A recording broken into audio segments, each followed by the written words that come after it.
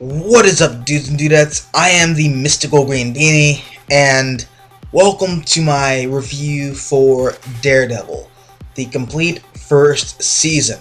Now, for those of you who are familiar with my channel, you're probably thinking, why is this video late? Well, I'll tell you why. I was going to review this on the evening of Friday that I watched it last week, but I knew a couple people who still hadn't watched it and probably weren't gonna finish it until like Sunday, so I just wanted to give people time to watch the series and develop their thoughts and all that and whatnot. So yeah, that's why this video is being made on Monday night. So yeah, without further ado, let's just jump right into the review. So starting off, whoa, that rhymed. It's pretty awesome. Cool. So anyway, let's start off with the positives. Positive number one, this show's writing is just, for the most part at least, fantastic.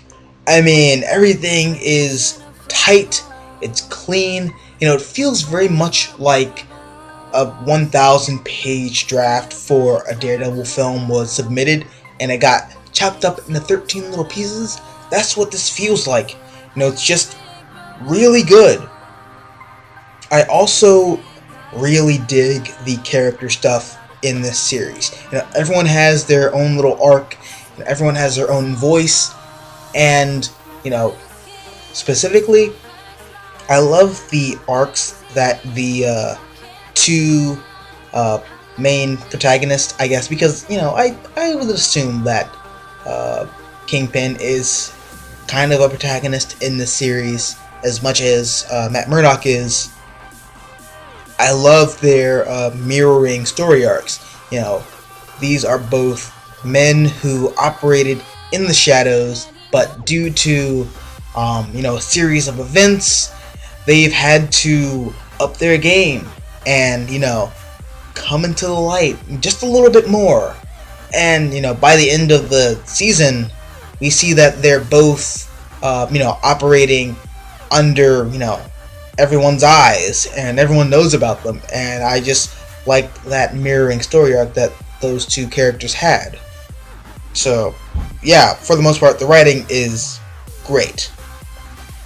Now, moving on to something that I really loved about the series, the Easter eggs. I love Easter eggs, but I can't really talk about all of them in this video because I don't want to make this like a 30-minute video.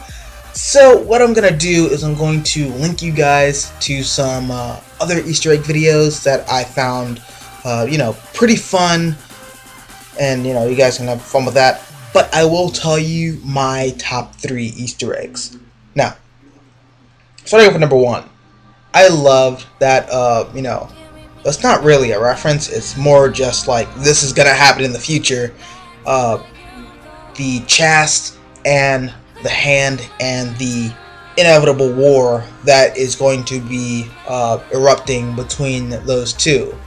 It was, I can't even describe it with words, the feeling that I had when I saw that final scene in, I think it was episode 7 or 8, when Stick is approaching Stone, and Stone says, "So, is Murdock ready?" And Stick's just like, I think, maybe, ish, yeah, who knows? I thought that was great. Also, I think Madame Gao is a member of the Hand in this universe. I'm not so certain.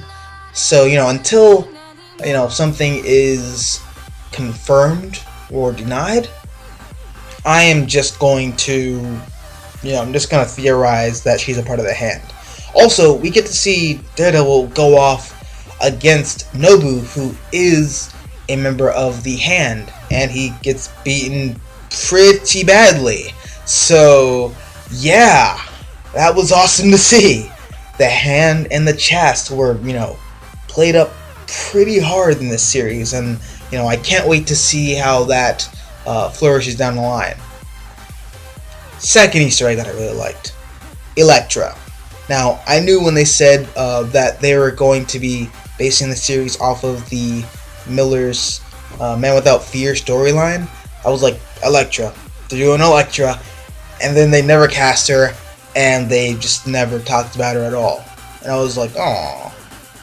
But they did reference her, and, that has me thinking maybe second season, if this show gets one, they could, focus it on Elektra, because that character that's the character that needs an entire season revolving around her. That you just can't. One episode will not do it justice. So, yeah.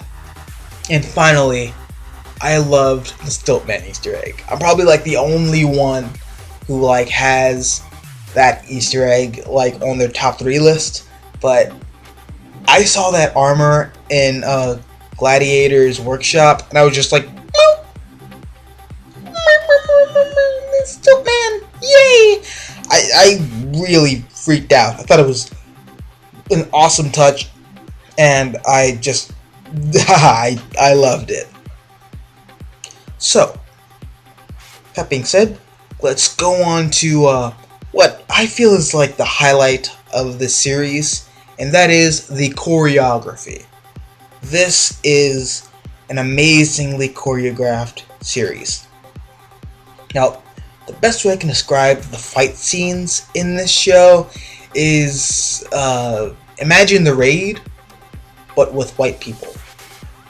And less shaky cam, which is actually a huge plus.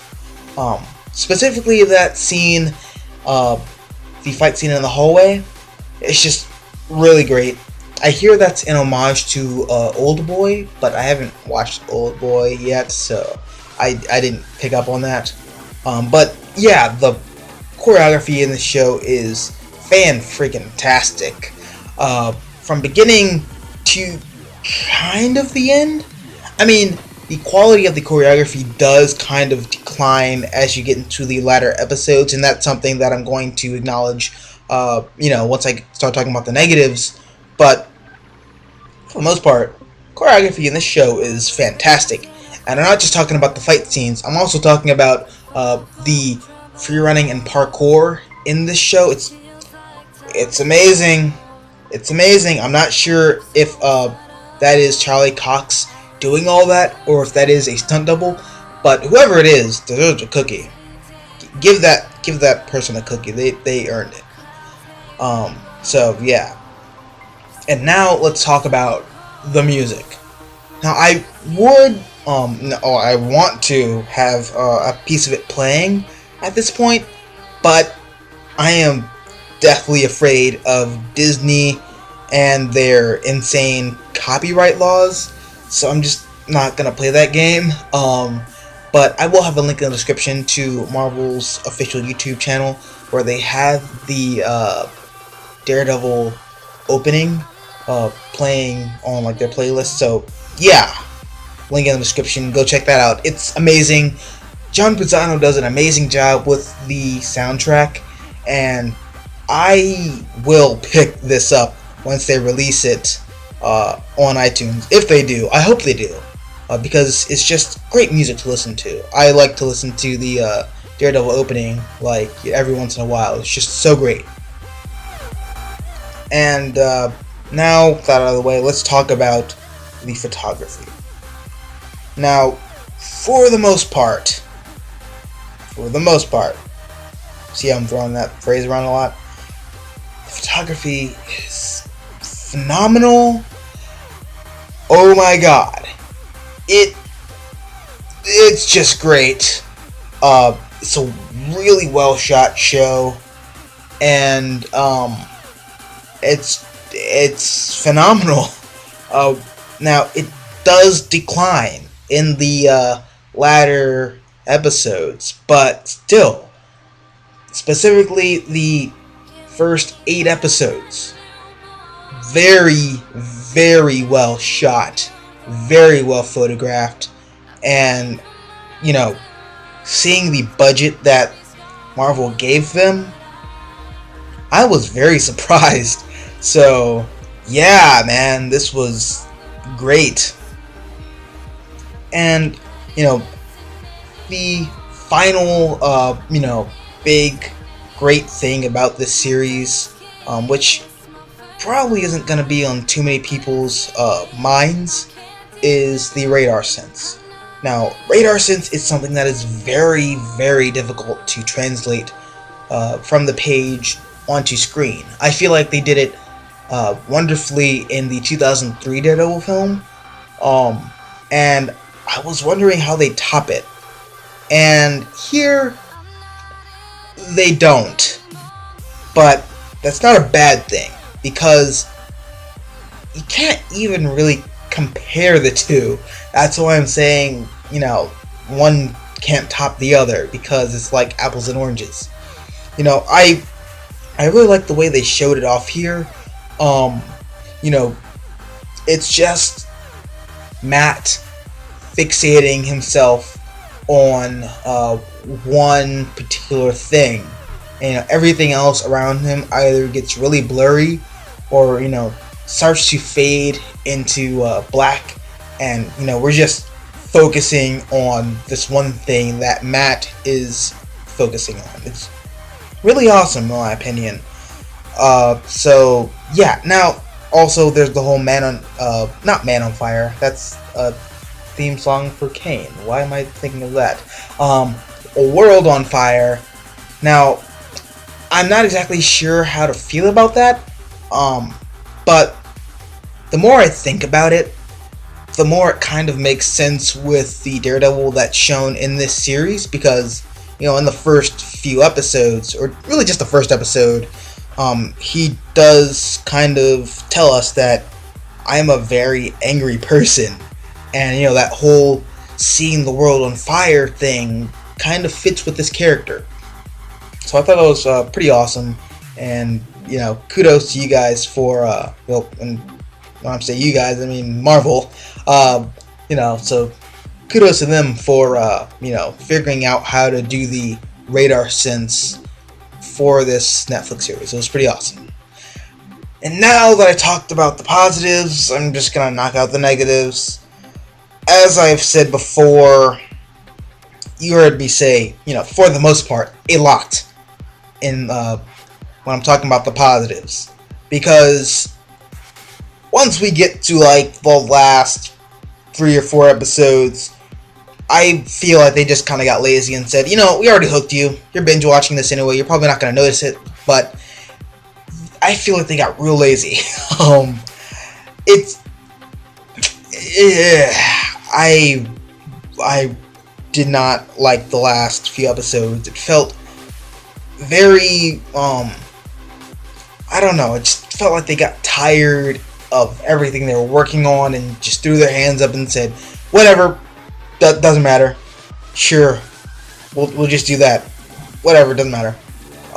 Also, the last 2 episodes, specifically the last episode, it's just so drastically different. It looks different. It, sounds a little different from the previous episodes. It almost feels like I'm watching Arrow at some points. Specifically in the finale, when Daredevil throws his billy club into the windshield of that truck, and it flips over, and you see all the sparks, and then Kingpin gets out, and then, Daredevil's in the alley, and they look at each other, and then they fight, and there's this shaky cam motion thing, and there's just a lot of Dutch tilt, and lens flares, and sparks. I'm just like, am I watching Arrow?